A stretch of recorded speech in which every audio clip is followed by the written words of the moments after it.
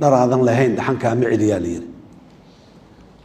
shabaabna markaan annaga u istaagnaan iska xoreynay cidii nagu kaalmayso waa maasan tahay ama hadda nagu kaalmaynayso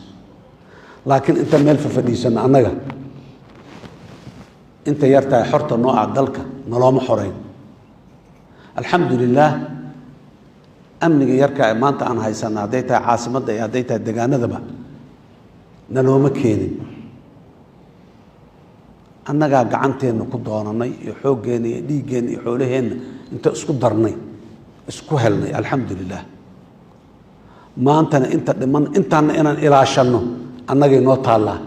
inta dhiman inaan dib aan sii daba kacno oon cadowga ka bixinana annagay noo taallaa dadka soomaaliyeed meel kastoo ay joogaan waxaan leeyahay aan isku tashan awalna horaan isugu tashanay markaan isku tashannana waa aragnay libta iyo liibaanta aan gaarayno haddana waxaan leeyahay aan isku tashanno brobagandada iyo maxaanku irahdaayey muxuu ahay meelaha laga jeedinayaana dheg jaraq loo siinin xaaladda dalku waa fiican tahay meel fiican oo aad iyo aad u fiican oo kalsooni badan aan ku qabnay taagan tahay ciidamadeenna aan ku kalsoonnahay dadkeenna shacabka ayaan ku kalsoonnahay wiilasha soomaaliyeed ama ciidan ha ahdo uniform ha wato ama macwis iyo go-shaala ha watee waa iyaga kuwa meel kastoo maanta la jooga cadowga ku hortaagan ama ku baacsanaya ama uga hortagaya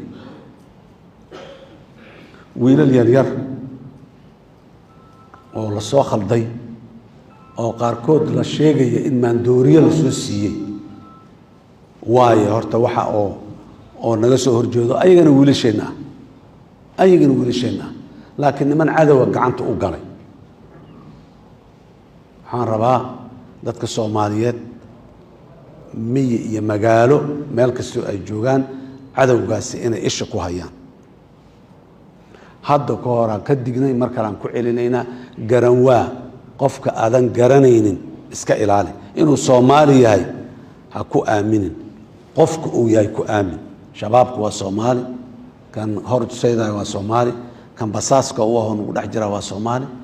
walaal waaye walaal khaldamay waaye ogow guri ha ka ijaarinin qof aadan garanayn guri ha ka ijaarin oo kow ilmahaaga iyo adiga khatar ha gelinin asoo gurigaad qolkii aad ka ijaaraysa dhexdiisa muxuu ahay qaraxyo ku rakibayo adiga ilmahaaga iyoanu guriga idala qarxinin iska ilaali